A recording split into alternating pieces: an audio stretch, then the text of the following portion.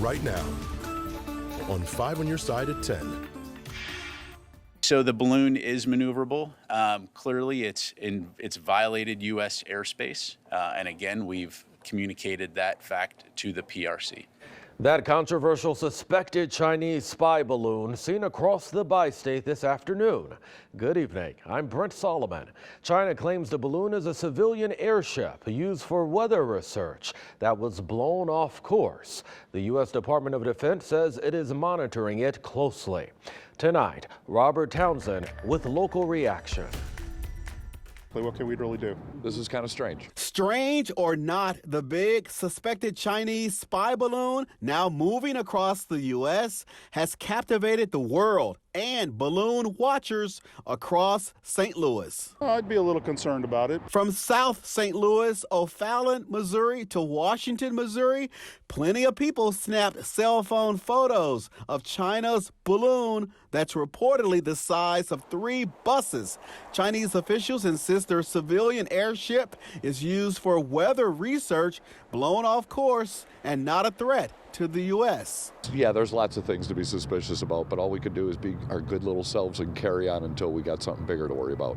I'm on the fence on that one. I don't know that I really truly believe it. Several Missouri lawmakers also aren't buying all the ballyhoo about China's big balloon. Republican Josh Hawley tweeted, "Shoot it down." It's easy to shoot down. It's a weather balloon. Until we know a little bit more, I wouldn't want to shoot it down. What is clear, U.S. officials are debating what to do about the controversial balloon.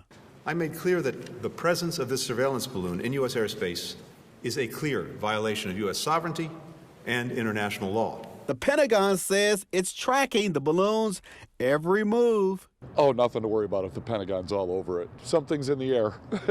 We rode around on both sides of the river trying to keep an eye out for the Chinese balloon, but the only bright white circular thing we saw on this Friday was this thing, the moon.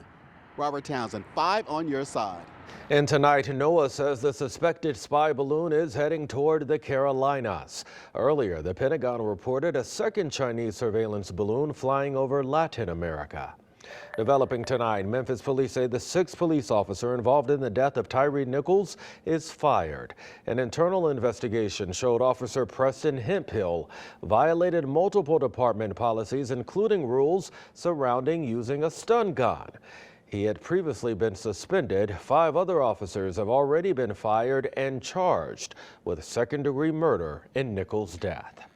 Tonight, 2 St. Louis police officers are recovering after police say a man they were chasing shot them. Police tried to pull over 36-year-old Cortez Sipes for a robbery, but they say he refused to stop and crashed near the Soulard Market at 9th and Lafayette. Sipes got out, and police say he shot both officers. The officers returned fire, shooting the suspect. Sipes faces at least 2 counts of first-degree assault and armed criminal action. Well, today we asked city leaders what are they doing to address crime. The mayor was not available for an interview, but we did get to question her chief of staff, Jared Boyd. He says combating crime takes the community. Not just with police, but we are looking at the proper deployment of police, but with other tools such as our Office of Violence Prevention, such as other investments in our juveniles, who we've seen an uptick of issues, and then also working with our federal partners, whether it's at the FBI or U.S. Attorney's Office. We have reached out to the city's new police chief, Robert Tracy, several times, including today. He was not available. Developing tonight, investigators trying to determine how a toddler died in South St. Louis. Police officers found 3-year-old Octavia Williams dead inside of a home on Pennsylvania Avenue last night. There were no signs of trauma on her body. They also found 60-year-old Tommy Williams shot and killed in the basement. One person is in custody, but so far, no charges. New tonight, 5 on Your Side is asking questions. Alderman Brandon Bosley says a woman tried to carjack him in December, but police say they have a video of him hitting a woman with his car. Authorities are not sharing that video, and Bosley has not been charged. Tonight, our Christine Byers with exclusive new details. It happened just days before Christmas. She tried to rob me. Alderman Brandon Bosley went on Facebook Live moments after claiming a woman tried to carjack him and that another car had struck her. Do you have a gun? Because I got one on me too. He flashes his gun at her while she's laying in the snow. Police arrested the woman that night. St. Louis Circuit Attorney Kim Gardner's office charged her with armed criminal action and robbery. She spent a week in jail and, according to her family, missed Christmas with her children. Bosley insisted in multiple interviews with KSDK that he is the victim. I had an armed criminal in my face trying to take my life. Then, without explanation, Gardner's office dropped the charges against the woman and she walked out of jail. But the investigation didn't end there. In a police report obtained by the I-Team, we learned police used license plate readers and pieced together surveillance video like this to track where Bosley's car went. That police report also states that surveillance video from this gas station shows Brandon B's passenger front strikes the woman, knocking her toward the sidewalk. The I-Team has not seen the video, but two sources who have tell us that a dark SUV can be seen in the upper right-hand corner striking a person. Investigators then tracked that SUV as it pulled onto this gas station lot, and the driver was Bosley. Prosecutors have had the video since January 2nd.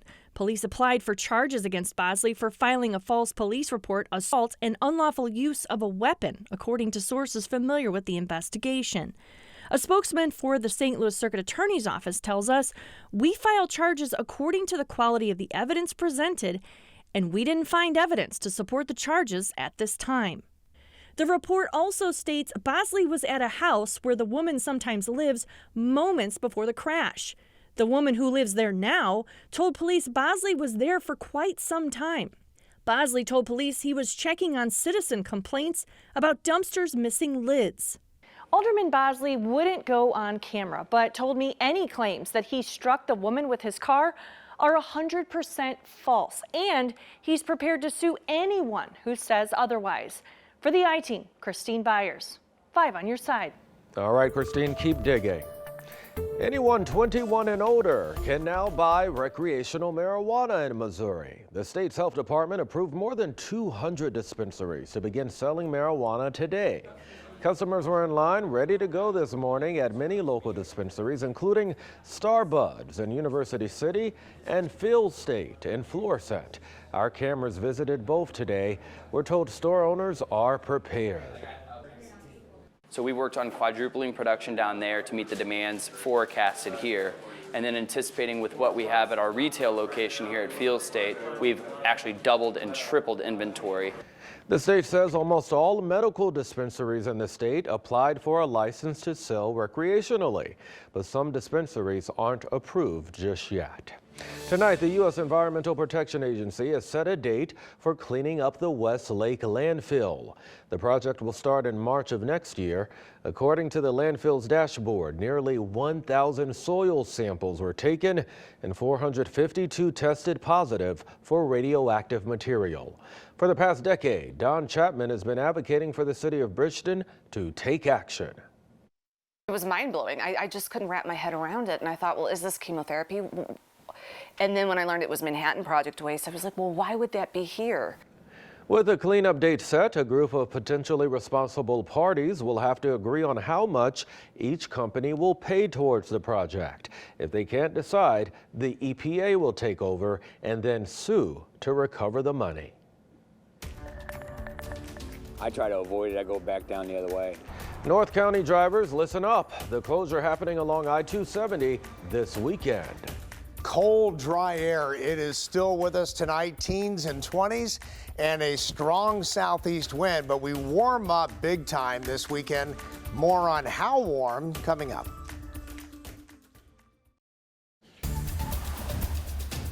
Tonight, a heads up for drivers in North County. Newhalls Ferry Road is closing this weekend at I-270. Right now, both directions are closed between Dunn and Pershall Road. It's part of the larger 270 North Corridor project. The road will reopen by 5 Monday morning.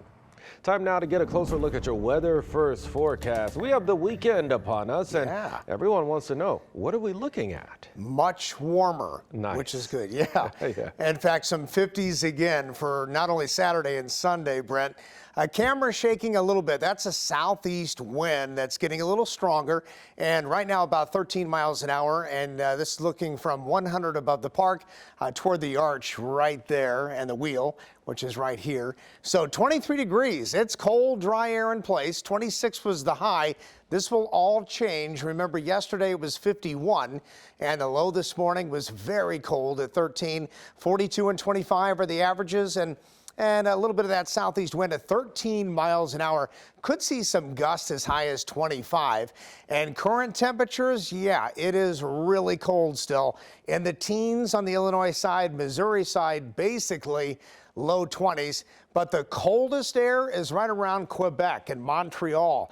Minus 17, minus 20, and the wind chill even more brutal than that. And that cold air moves away from us. So here we go with that milder temperatures. Even Kansas City at this hour at 30. It is clear tonight, but tomorrow we're going to see a warm front approach us. And then so clouds will be on the increase. Probably some nice filtered sunshine in here, but you can see on that future cast that the clouds will be with us. A lot of clouds throughout the day, and our highs will be in the upper 40s and even low 50s. So the yellow, that's that milder air. It's in place. It stays with us all the way through the weekend and into next week. And then Friday, boom, a little bit of colder air comes in here. It doesn't look too terribly cold, probably more average, which is low 40s for this time of year, but a lot of 50s headed our way. Tomorrow's high about 51. It's going to be very windy too. South wind 15, gust to 35 plus. Probably some of the highest gusts, 45 miles an hour in northeast portions of Missouri. And then we're dry through the weekend, dry into Monday. A lot of clouds from time to time mixing in. Probably more sunshine Sunday than what we'll have Saturday. But then Tuesday, here comes a cold front with a chance of rain in here. And by Wednesday, low pressure moves overhead, so rain showers will be likely at that point too. All right, so here we go. 10-day forecast, 51 Saturday, 57 Sunday. More sunshine Sunday than Saturday. Dry weather. Monday, breezy, 56. And low 50s. Better chance of rain, Brent, on Tuesday, Wednesday, Thursday. And then for next weekend, it does get a little bit cooler, but average, low 40s. Yeah, not bad at all. Jim, are you ready for the Corey Miller Show? Yes. Here's 5 on your side live.